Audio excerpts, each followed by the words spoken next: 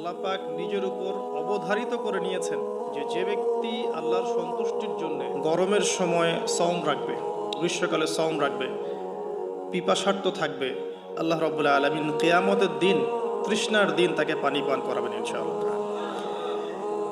এরপর একটা হাদিস আছে যেটা হচ্ছে জান্নাতের দরজার ওয়াদা। রাসূলুল্লাহ সাল্লাল্লাহু আলাইহি ওয়াসাল্লাম ইরশাদ করেছেন জান্নাতে একটা স্পেশাল দরজা আছে যার নাম রাইয়ান। কিয়ামতের দিন শুধুমাত্র এই দরজা দিয়ে রোজাদারদেরকেই প্রবেশ করানো হবে। যখন তারা প্রবেশ করবে এই দরজা বন্ধ করে দেওয়া হবে, তাদের পরবর্তীতে এই দরজা দিয়ে কেউ প্রবেশ করতে পারবে না। হাদিসটা সহিহ বুখারীর মধ্যে এসেছে, মুসলিমে এসেছে 1152 নম্বর হাদিস। আরও কিছু হাদিস আমরা পড়ে সামনে যাচ্ছি। নবী করিম সাল্লাল্লাহু আলাইহি ওয়াসাল্লাম ইরশাদ করেছেন যে সওম এবং কোরআন, আমি আবারও বলছি রমাদান মাসে কোরআন নাজিল হয়েছে। আর এই হাদিসেও এসেছে সওম এবং কোরআন কিয়ামতের দিন বান্দার পক্ষে সুপারিশ করবে। সওম বলবে ইয়া রব, হে আমার রব, আমি তাকে খাবার এবং যৌন প্রবৃত্তি থেকে বিরত রেখেছিলাম, অতএব তার ব্যাপারে আমার সুপারিশ কবুল করুন। কোরআন বলবে হে আল্লাহ, আমি তাকে রাতের বেলা ঘুম থেকে বিরত রেখেছি, সে রাত জেগে আমাকে তেলাওয়াত করেছে, মানে কিয়ামুল লাইল এবং তাহাজ্জুদ এবং তারাবির সালাতে তেলাওয়াত করেছে। হে আল্লাহ, আপনি তার পক্ষে আমার সুপারিশ কবুল করুন। রাসূলুল্লাহ সাল্লাল্লাহু আলাইহি ওয়াসাল্লাম বলছেন তাদের উভয়ের সুপারিশই কবুল করা হবে ইনশাআল্লাহ তাআলা। হাদিসটা মুস্তাদরাক হাকিমে এসেছে 2080 নম্বর হাদিস। আরেকটা বিখ্যাত হাদিস যেটা আপনারা সবাই জানেন যে মান সামা রমাদান ঈমানান ওয়া ইহতিসাবান গুফিরা লাহু মা তাকাদ্দামা মিন যামবিহি, যে ব্যক্তি ঈমানের সাথে সওয়াবের আশায় রমাদান মাসের সবগুলো সওম রাখবে, ঈমানের সাথে সওয়াবের আশায় রমাদান মাসের সবগুলো সওম রাখবে, রাসূল সাল্লাল্লাহু আলাইহি ওয়াসাল্লাম বলেছেন গুফিরা লাহু মা তাকাদ্দামা মিন যামবিহি, তার পূর্বের জীবনের সমস্ত গুনাহ আল্লাহ পাক মাফ করে দেবেন ইনশাআল্লাহ।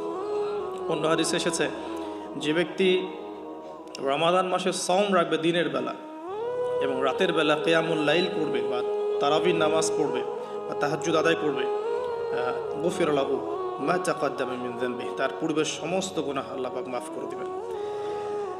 রোজাদারের আনন্দের মুহূর্ত সম্পর্কে হাদিসে এসেছে যে আবু হুরায়রা রাদিয়াল্লাহু আনহু থেকে বর্ণিত আছে, নবী করিম সাল্লাল্লাহু আলাইহি ওয়াসাল্লাম বলেছেন যে রোজাদারের জন্য দুটা আনন্দের মুহূর্ত আছে যখন সে আনন্দিত হবে। তার প্রথমটা হচ্ছে যখন সে ইফতার করে এবং দ্বিতীয়টা হচ্ছে যখন সে তার রবের সাথে সাক্ষাৎ করবে, মিলিত হবে। এই দুটো সময়ে আল্লাহ রাব্বুল আলামিন তাকে আনন্দিত করে দিবেন ইনশাআল্লাহ তাআলা। অন্য বর্ণনা এসেছে যে যখন সে আল্লাহর সাথে মিলিত হবে বা আল্লাহর সাথে সাক্ষাৎ করবে কিয়ামতের দিন, আল্লাহ পাক তাকে এত পুরস্কার দিবেন যাতে সে আনন্দিত হয়ে যাবে ইনশাআল্লাহ। হাদিসটা বুখারীতে এসেছে 1904 নম্বর হাদিসে। আরেকটা হাদিস কোট করেছি আমি, সেটা হচ্ছে হযরত আব্দুল্লাহ বিন আমর রাদিয়াল্লাহু আনহু থেকে বর্ণিত আছে, রাসূলুল্লাহ সাল্লাল্লাহু আলাইহি ওয়াসাল্লাম ইরশাদ করেছেন যে ইফতার করার সময় যখন সায়েম ব্যক্তি ইফতার করবে, ইফতার করার সময় সে যেন দোয়া করে, ইফতার করার সময় সে যেন দোয়া করে, কারণ তখনকার দোয়া ফেরত দেয়া হয় না, অর্থাৎ দোয়া কবুল হবে রোজাদারের ইনশাআল্লাহ আযজা ওয়া জাল্লা। আর এই হাদিসটা আমি এবারই প্রথম পেয়েছি, আগে আমি এই টপিক নিয়ে কথা বলার সময় হাদিসটা কোট করিনি কখনো। আমার কাছে মনে হলো যে হাদিসটা শেয়ার করা দরকার। হাদিসটা এসেছে মুসনাদ আহমদের মধ্যে 23070 নম্বর হাদিস, যে হযরত আব্দুল্লাহ ইবনে আব্বাস রাদিয়াল্লাহু আনহু থেকে বর্ণিত আছে, রাসূলুল্লাহ সাল্লাল্লাহু আলাইহি ওয়াসাল্লাম ইরশাদ করেছেন যে মাসের 3টা সওম, এক মাসের 3টা সওম আমরা যেটা রাখি, মাসিক 3টা সওম আইয়ামে বীজের, এবং বছরের এক মাসের সওম অর্থাৎ রমাদান মাসের সওম, এই দুটো কাজ মানুষের অন্তরের রোগ, মনের যে রোগগুলো আছে, স্পেশালি এখানে লেখা আছে মনের রোগের মধ্যে স্পেশালি হিংসা বিদ্বেষ দূর করে দেয়, যেটা এখনকার জেনারেশনের জন্য খুব বেশি ইম্পর্টেন্ট। কারণ আমরা এই বিষয়টাই দেখি, শয়তান যেন হিংসা বিদ্বেষ মুসলিমদের কাছেই বিক্রি করেছে, ব্যাপারটা এখন এমনটাই দেখা যাচ্ছে। আল্লাহ পাক আমাদেরকে বোঝার তৌফিক দান করুন, আমিন। এবং সবশেষে আবু উমামা রাদিয়াল্লাহু আনহু থেকে বর্ণিত আছে যে তিনি বলছেন যে আমি রাসূল সাল্লাল্লাহু আলাইহি ওয়াসাল্লামকে গিয়ে বললাম যে ইয়া রাসূলুল্লাহ সাল্লাল্লাহু আলাইহি ওয়াসাল্লাম, আমাকে এমন একটা কাজের কথা বলে দিন যেই কাজটা করলে আমি নাজাত পেয়ে যাব বা আমি জান্নাতে চলে যাব ইনশাআল্লাহ, আমি পুরস্কার পাবো ইনশাআল্লাহ, জাহান্নাম থেকে বাঁচবো। নবী করিম সাল্লাল্লাহু আলাইহি ওয়াসাল্লাম বললেন তুমি সওম রাখো, কেননা এর চেয়ে তুলনীয় কোনো আমল নেই। তিনি বলছেন, আমি আবারও জিজ্ঞাসা করলাম, আর কি করবো ইয়া রাসূলুল্লাহ? তিনি বললেন, তুমি সওম রাখো, এর সমতুল্য কিছু নেই। তিনি বলছেন, আমি আবারও বললাম ইয়া রাসূলুল্লাহ, এরপর আমি কি করব? তিনি বলছেন, তুমি সওম রাখো, এর সমতুল্য কোনো আমল নেই। আল্লাহ পাক আমাদেরকে হাদিসগুলো বোঝার তৌফিক দান করুন, আমিন। এই হাদিসগুলো আপনারা আগেও শুনেছেন, তবে আমি ফজিলত থেকে শুরু করলাম এই কারণে যে আমরা এগুলোর সামারি যদি মাথায় নেই, তাহলে বিষয়টা এমন দাঁড়াচ্ছে যে রমাদান মাস কোরআন নাজিলের মাস, যে মাসটা মুসলিমদেরকে তাকওয়া দিবে, শক্তি দিবে, ঈমানের শক্তি, যার ফলশ্রুতিতে মুসলিমরা ইনশাআল্লাহ আল্লাহ পাকের জমিনে আল্লাহ পাকের দিনটা প্রতিষ্ঠা করতে পারবে। নিজের ব্যক্তি জীবনে পারবে, পরিবারে পারবে, আস্তে আস্তে সমাজে আল্লাহ পাক সামর্থ্য দিলে আরও বড় পরিসরে। এর জন্য যে তাকওয়ার দরকার, যে শক্তির দরকার এবং যে কিতাবের দরকার, তিনটা বিষয় রমাদান মাসের সাথে সম্পৃক্ত। এর ফজিলত সম্পর্কে আমরা জানলাম যে আমরা যদি আল্লাহর সন্তুষ্টির জন্য এই পুরো মাস সওম রাখি ঈমানের সাথে, আল্লাহ পাক পূর্বের সমস্ত গুনাহ মাফ করে দিবেন। আমরা জানলাম রোজাদারের মুখের গন্ধ আল্লাহর কাছে মিশকাম্বরের চেয়ে বেশি প্রিয়। আমরা জেনেছি এই মাসে কোরআন নাজিল হয়েছে। আমরা জেনেছি রোজাদারদেরকে রাইয়ান নামক দরজায় প্রবেশ করানো হবে। নবী করিম সাল্লাল্লাহু আলাইহি ওয়াসাল্লাম স্পেশালি নসিহত করছেন, তুমি সওম রাখো, এর চেয়ে সমতুল্য কোনো আমল নেই। এটা আমাদের হিংসা বিদ্বেষও দূর করবে। এরকম অসীম ফজিলতপূর্ণ এই মাসে কিভাবে আমরা এটাকে ইফেক্টিভ রমাদান হিসেবে কাটাতে পারি, এটাই চ্যালেঞ্জ। এবং আমার টপিকটা এটাই। আমি এতক্ষণ যে কথাগুলো বলেছি এগুলো শুধু ভূমিকা। আমি মূল জায়গায় এখন যাচ্ছি যে কিভাবে আপনি এবং আমি রমাদান মাসের এই পুরো সময়টাকে ইফেক্টিভলি কাজে লাগাতে পারবো, যাতে করে এই উদ্দেশ্যগুলো অ্যাচিভ করা যায়। উদ্দেশ্যগুলো মাথায় রাখবো। ওই ব্যক্তি হতভাগা যে ব্যক্তি রমাদান মাসকে পেয়েছে কিন্তু গুনাহ মাফ করাতে পারেনি, এই হাদিসটা মাথায় রাখবো। আর ফজিলতের হাদিসগুলো মাথায় রাখবো। কিয়ামুল লাইলের ফজিলত, রমাদানের সওম রাখার ফজিলত, রাইয়ান নামক দরজা, জান্নাতের উঁচু মাকাম, আল্লাহর কাছে সুপারিশ করা, এগুলো মাথায় রাখছি। মূল উদ্দেশ্য হচ্ছে ইফেক্টিভলি রমাদানকে কাটানো, যাতে করে তাকওয়া অবলম্বন করা যায়, তাকওয়া অর্জন করা যায়। অনেকেই শুনেছি তাকওয়া, আল্লাহ ভীতি, আল্লাহর নিষেধকৃত বস্তুগুলো থেকে দূরে থাকা, কিন্তু অর্জন করার মাধ্যমগুলো কি, কোন কোন কাজগুলোর মধ্য দিয়ে অর্জন করা যায়, এটা কিন্তু আমরা খুব একটা আলোচনা করি না। আমরা ইফেক্টিভ রমাদানের প্রথম যে কাজটার কথা লিখেছি, আমি নোট করেছি এখানে মোটামুটিভাবে 20টার কথা। আমি স্টার্ট করছি এখান থেকে। ইফেক্টিভ রমাদান শুরু হবে কিন্তু আমাদের আজকে মানে সন্ধ্যার পর থেকে আর কি। আমরা নিশ্চয়ই পশ্চিমা সংস্কৃতির মতো রাত 12টার সময় রাত দিন কাটাই না। আমরা জানি আমাদের রাত এবং দিন শুরু হয় সূর্য ওঠা এবং ডোবার সাথে সম্পৃক্ত। সূর্য ডুবে গেলেই আমরা এখন রমাদানে প্রবেশ করছি। আমরা দোয়া করি আল্লাহর কাছে, আল্লাহ পাক যেন আমাদেরকে সুস্থ শরীরে রমাদানের সমস্ত সওমগুলো রাখার তৌফিক দান করেন এবং রমাদান মাসটাকে ইফেক্টিভলি কাটানোর তৌফিক দান করেন। আমরা আমাদের চেষ্টাগুলো অব্যাহত রাখবো, বাকিটা আল্লাহ রাব্বুল আলামিন কবুল করার মালিক। আল্লাহ পাক চাইলে অল্প আমলেই নাজাত হয়ে যাবে ইনশাআল্লাহ আযজা ওয়া জাল। শুরুটা হবে মূলত তারাবি দিয়ে। আসলে আজকে আমরা তারাবি দিয়ে শুরু করছি। প্রথম যে কাজটা আমরা শুরু করছি রমাদান মাসে, সেটা তারাবি কেন্দ্রিক। তো আমরা সবাই চেষ্টা করব প্রথমত যে তারাবির সালাত জামাতের সাথে পড়ার জন্য, এবং তারাবির সালাতটাকে বর্তমান প্রচলিত 3G 4G সালাতের মতো না করা এবং সালাতের মধ্যে সৌন্দর্য নিয়ে আসা। আমরা যেটা করি রমাদান মাসে, ফেসবুক, ইউটিউবিং বা লেকচারগুলো সবখানে একটা বিষয় কমন উঠে আসে, সেটা 4 রাকাত 20 রাকাত, যেটা নিয়ে আমি কোনো কথা কখনোই বলবো না ইনশাআল্লাহ। অ্যাটলিস্ট আমার পক্ষ থেকে এরকম কোনো কথা আপনারা শুনবেন না। আমরা এখানে একটা শব্দ ব্যবহার করতে চাই, সেটা হচ্ছে নামাজের কোয়ালিটি। আপনি 8 রাকাতই পড়েন আর 20 রাকাতই পড়েন, আমি বলবো যে নামাজের কোয়ালিটিটা কেমন হয়েছে। কোয়ান্টিটি নিয়ে আমার কোনো মাথা ব্যথা নাই। নবী করিম সাল্লাল্লাহু আলাইহি ওয়াসাল্লামের যে 8 রাকাতের হাদিসটা আনা হয়েছে, 8 রাকাত বা 11 রাকাতের হাদিসটা সহিহ বুখারী থেকে আয়েশা রাদিয়াল্লাহু আনহার উদ্ধৃতি দিয়ে, সেই নামাজের সৌন্দর্য সম্পর্কেও কিন্তু কথা এসেছে। আয়েশা রাদিয়াল্লাহু আনহা বলেছেন, তুমি আমাকে সেই নামাজের সৌন্দর্য সম্পর্কে জিজ্ঞেস করো না। হাদিসের কথাটা কিন্তু এমন ছিল, তুমি আমাকে, রাবিকে আয়েশা রাদিয়াল্লাহু আনহা বলছেন, তুমি আমাকে এই নামাজের সৌন্দর্য সম্পর্কে জিজ্ঞেস করো না। তিনি কিয়াম করলেন, প্রথম রাকাতেই 1 পারা 2 পারা 2.5 পারা কোরআন পড়ে ফেললেন এবং রুকু করলেন। রুকুতে ততক্ষণ থাকলেন যতক্ষণ তিনি কিয়ামে ছিলেন। রুকু থেকে উঠে ততক্ষণ দাঁড়িয়ে থাকলেন যতক্ষণ রুকুতে ছিলেন। সিজদায় গিয়ে ততক্ষণ থাকলেন যতক্ষণ তিনি দাঁড়িয়েছিলেন। তার পা ফুলে যেত। আমরা রাকাত সংখ্যা নিয়ে ঝগড়া করি, কিন্তু তিনি অল্প রাকাত নামাজের যে দলিল, সেখান থেকে আমরা কোয়ালিটি নিয়ে কথা বলি না। আদৌ কি আমরা এভাবে 8 রাকাত নামাজ পড়ছি যেভাবে রাসূলুল্লাহ সাল্লাল্লাহু আলাইহি ওয়াসাল্লাম পড়েছেন? তো রাকাত সংখ্যাটা বড় কথা নয়, বড় কথাটা হচ্ছে যে আমাদের নামাজের কোয়ালিটিটা কতটুকু হচ্ছে, নামাজের ধীর স্থিরতা কতটুকু হচ্ছে, কতটুকু কোরআন তেলাওয়াত করছে, রুকু সিজদা কত লম্বা করছে। আমি জানি এখানে আমরা তার মতো করে করতে পারবো না, এটা আমি জানি, কিন্তু কিছু পরিবর্তন আমরা আনতে পারি। আমি প্র্যাকটিক্যাল সেই কথাগুলো বলবো ইনশাআল্লাহ। যেমন নর্মালি আমরা নামাজ দাঁড়িয়ে হয়তো সূরা ফাতিহা পড়ি, সূরা ফাতিহা পড়ার পরে আমরা একটা সূরা মিলিয়ে পড়ি। আমরা রমাদান মাসের সওমে একটা সূরার জায়গায় আরও কয়েকটা সূরা মিলিয়ে পড়তে পারি। আপনার কিয়ামটা কিন্তু লম্বা হবে। হয়তো আপনি হাফেজ নন, কিন্তু আপনি চাইলে কিন্তু কয়েকটা ছোট ছোট সূরা একসাথে পড়তে পারেন, যাতে করে আপনার টাইমটা কিন্তু লম্বা হচ্ছে, আপনার কিয়ামটা লম্বা হচ্ছে। এবার আপনি রুকু করছেন, রুকুতে গিয়ে আমরা সাধারণত একটা তাসবিহ পড়ে ফেলি, সুবহান রাব্বিয়াল আযীম, সবাই এটাই পড়ি, ম্যাক্সিমাম মানুষ 3বার পড়ে আমার জানা মতে। রমজান মাসে আপনি এটাকে সৌন্দর্যমণ্ডিত করতে পারেন, আপনি চাইলে আরও একটা তাসবিহ অ্যাড করতে পারেন, সুবহানাকা আল্লাহুম্মা রাব্বানা ওয়া বিহামদিকা আল্লাহুম্মা গফিরলি, এটা একটা তাসবিহ আছে। অথবা সুবহুন কুদ্দুসুন রব্বুল মালাইকাতি ওয়ার রূহ, এটা অ্যাড করতে পারেন। আপনি কিন্তু আরও এক্সট্রা 2টা তাসবিহ অ্যাড করলেন, আপনার রুকুটা লম্বা হলো, নামাজটার মধ্যে সৌন্দর্য বাড়লো। আমরা উঠে দাঁড়িয়ে অনেক সময় সামি আল্লাহু লিমান হামিদা বলেই আমরা চলে যাই সিজদায়। আমরা কিন্তু ওখানে রব্বানা ওয়া লাকাল হামদের পরেও হামদান কাসীরান তাইয়িবান মুবারাকান ফীহি বলতে পারি, সময়টা বাড়লো, রুকুটার সৌন্দর্য বাড়লো। সিজদায় গিয়ে আমরা যা করি সুবহান রাব্বিয়াল আ'লা 3বার বলি, উঠে চলে আসে। অনেকে হয়তো 3বারের জায়গায় 5বার 7বার 10বার অনেকে এভাবে বলি, কিন্তু আমরা এই রমজান মাস থেকে নিয়াত করতে পারি, চেষ্টা করতে পারি যে সিজদায় গিয়ে আমরা একাধিক তাসবিহ পড়লাম এবং কমপক্ষে 1-2টা দোয়া হলেও সিজদায় করলাম। আল্লাহুম্মা আতিনা ফিদ দুনিয়া হাসানা ওয়া ফিল আখিরাতি হাসানা ওয়া কিনা আযাবান নার। এই দোয়াটা জানে না এমন কোনো মানুষ কিন্তু নাই। আর নবী সাল্লাল্লাহু আলাইহি ওয়াসাল্লাম বলেছেন, সিজদায় মানুষ আল্লাহর এত কাছে থাকে যত কাছে সে কখনোই থাকতে পারবে না। তো আমরা সিজদায় দোয়া করলে সিজদার সময়টা বাড়লো, নামাজের সৌন্দর্য বাড়লো। আমরা নবী সাল্লাল্লাহু আলাইহি ওয়াসাল্লামের মতো পা ফলানো নামাজ না পড়তে পারলেও অ্যাটলিস্ট নামাজের টাইমটা বাড়াতে পারলাম, সৌন্দর্য বাড়লো। এটাই হচ্ছে কিন্তু মূল বিষয় তারাবির সালাতের।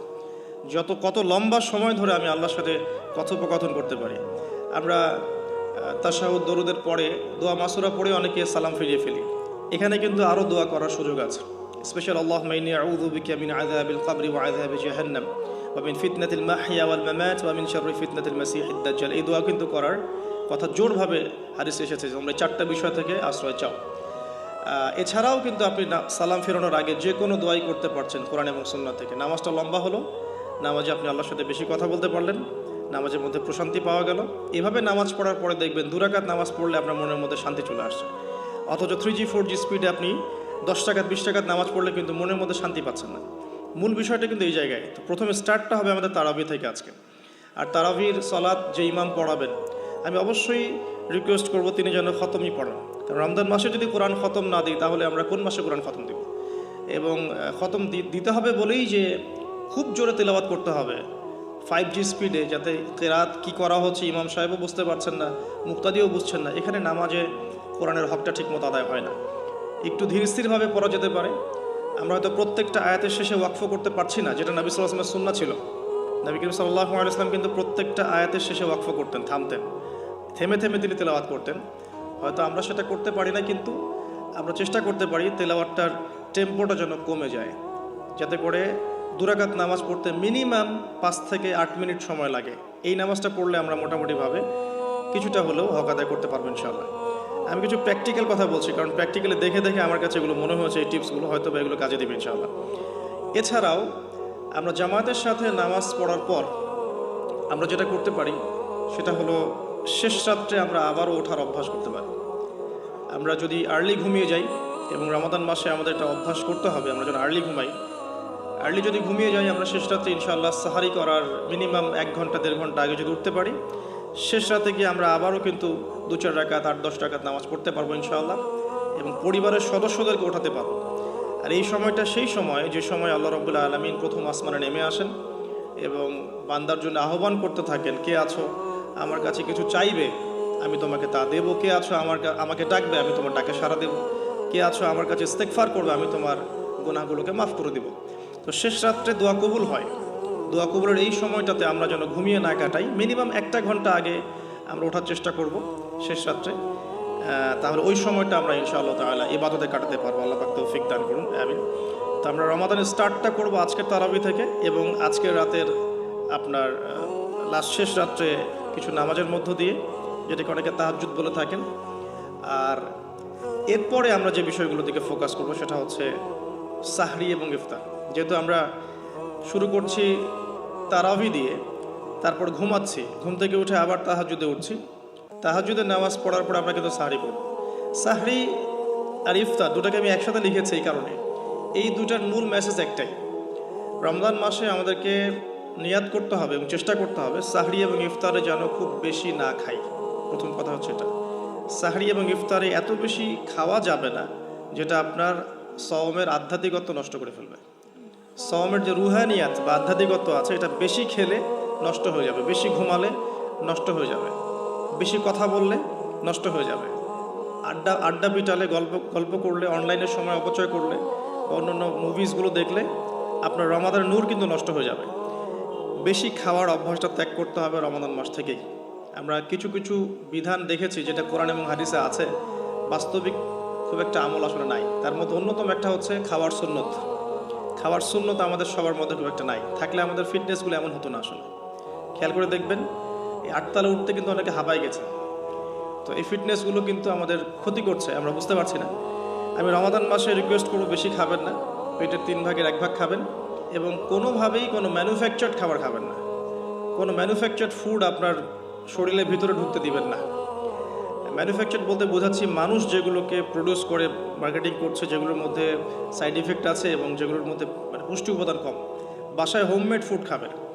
অনেক সময় দেখা যায় সাহরি এবং ইফতারে আমরা এত বেশি ভোজন রসিক হয়ে পড়ি যে আমরা তারাবির নামাজ ঠিকমতো পড়তে পারি না, অসুস্থ হয়ে যাই, পেট খারাপ হয়ে যায়। এই জন্য বাসার নর্মাল কমন খাবারগুলো খাবেন, এবং এই সিজনে বেশি বেশি মানে জুসি জিনিসগুলো খাওয়ার চেষ্টা করতে হবে স্পেশালি, তাহলে আমরা ফিজিক্যালি ফিট থাকবো ইনশাআল্লাহ। আর শরীর সুস্থ রাখতে হবে এই কারণে যাতে করে আমরা আল্লাহর ইবাদত বেশি বেশি করতে পারি। তো আল্লাহ পাক আমাদের সবাইকে খাবার নিয়ন্ত্রণ করার তৌফিক দান করুন। আর যে ব্যক্তি খাবারকে নিয়ন্ত্রণ করতে পারে না, সে কিন্তু প্রবৃত্তিকে নিয়ন্ত্রণ করতে পারবে না। একজনের সামনে অনেকগুলো খাবার এনে দেন, তার খাওয়ার স্টাইলটা দেখে আপনি গেস করতে পারবেন তার ভিতরে প্রবৃত্তি নিয়ন্ত্রণের ক্ষমতা কতটুকু।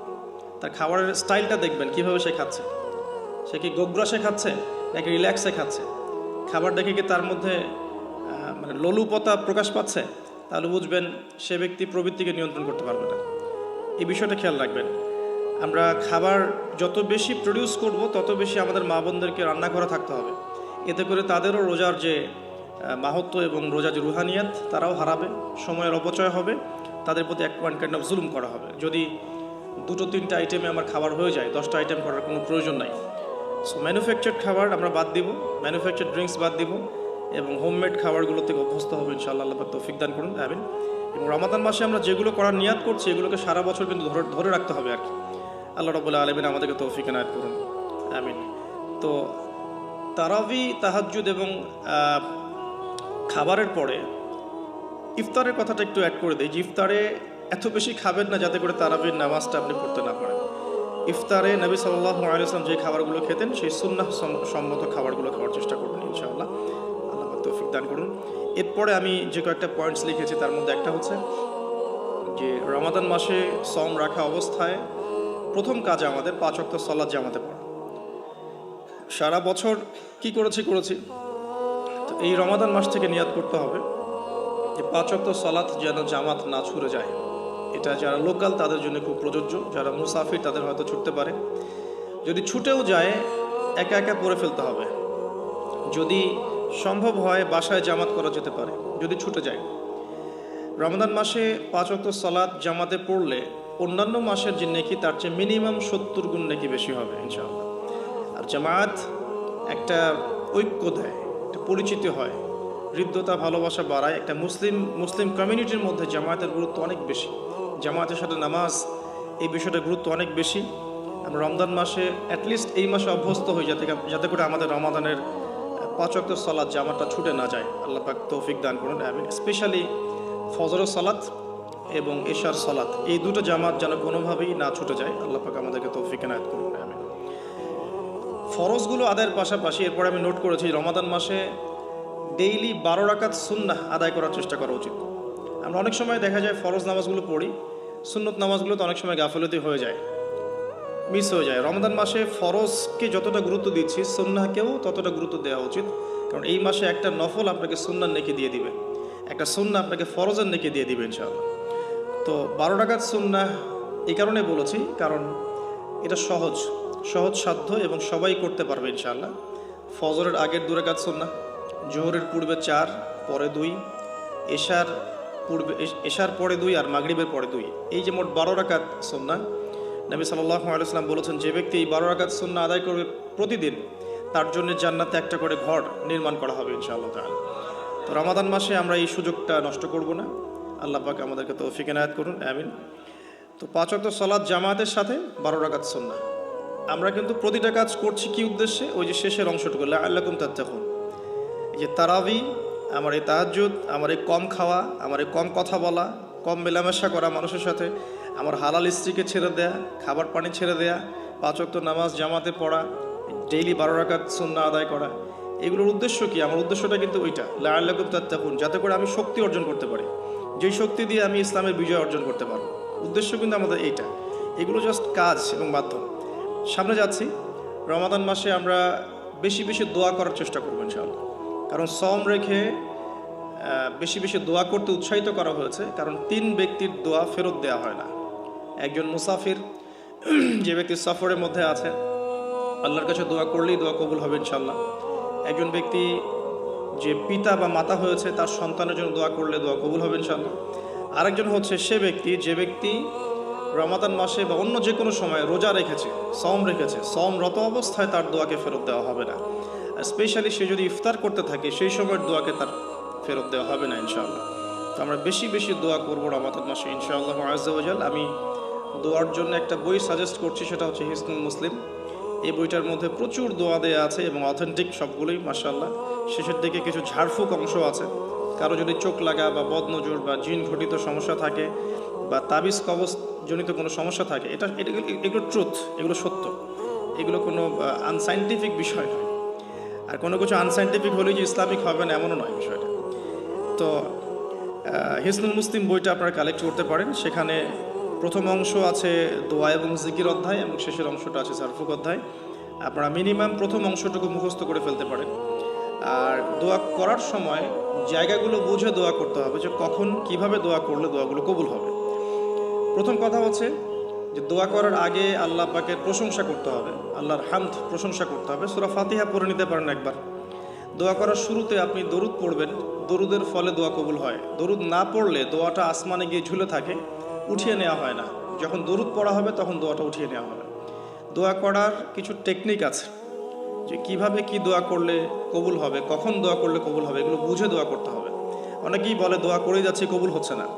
কিছু বিষয় আছে হয়তো এই কারণে হচ্ছে না, হয়তো বা আল্লাহ পাক চাচ্ছেন এটা আপনার জন্য পরে পাওয়া উত্তম, সেই জন্য আপনি এখন পাচ্ছেন না।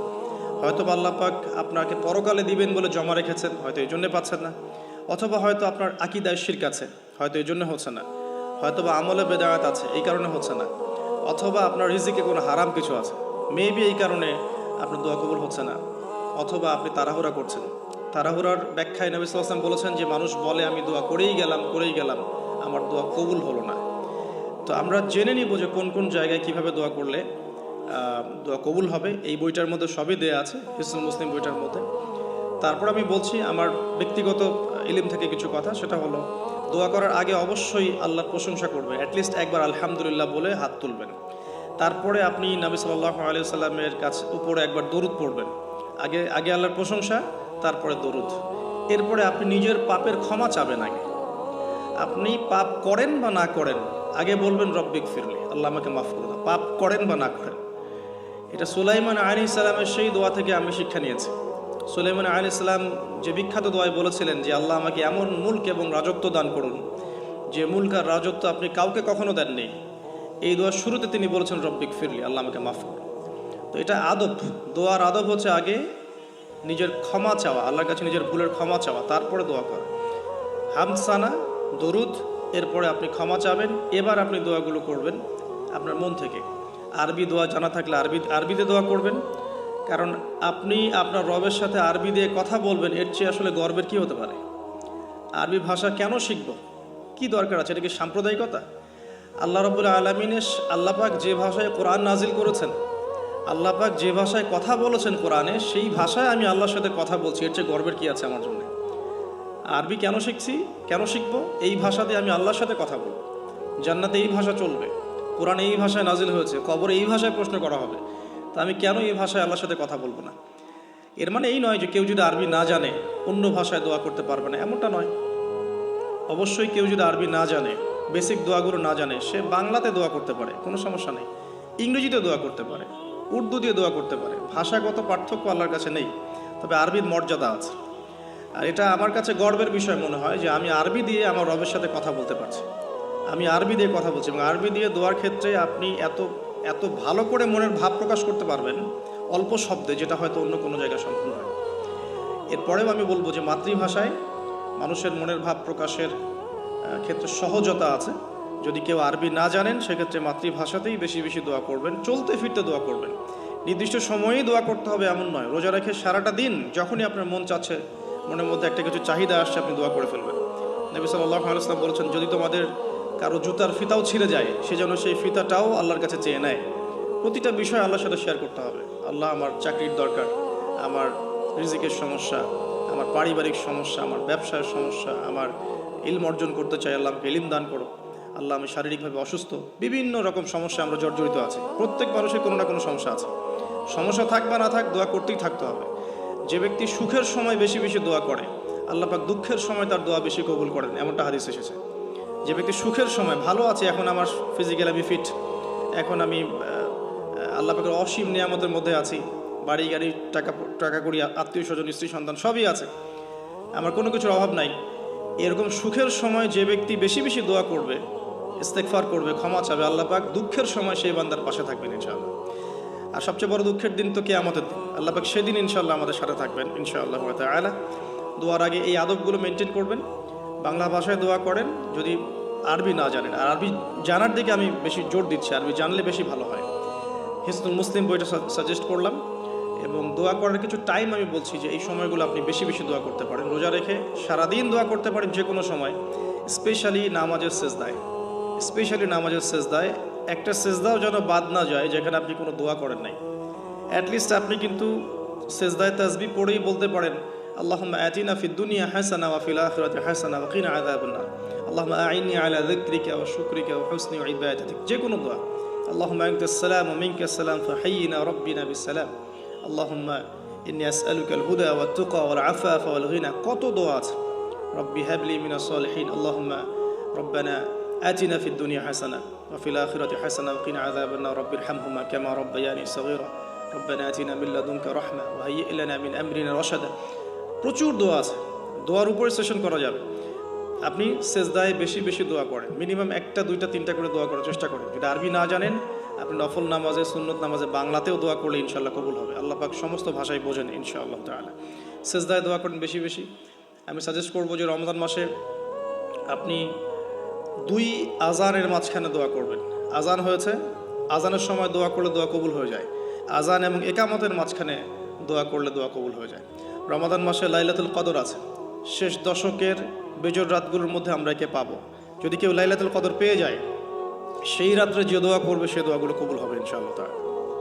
কাউকে ইফতার করানোর পর দোয়া করলে দোয়া কবুল হতে পারে ইনশাআল্লাহ।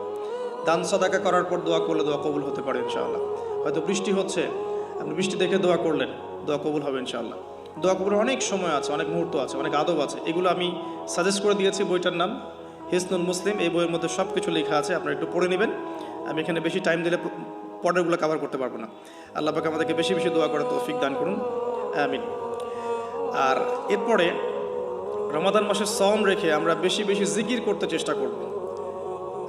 জিকির বলতে কি বোঝাচ্ছি? আল্লাহ রাব্বুল আলামিন তাকে ডাকার জন্যে, তাকে স্মরণ করার জন্য যে বিষয়গুলো মাধ্যম হিসেবে দিয়েছেন, এগুলো প্রত্যেকটাই কিন্তু জিকির। সালাতও এক প্রকার জিকির, আমাদের কোরআন তেলাওয়াতও এক প্রকার জিকির।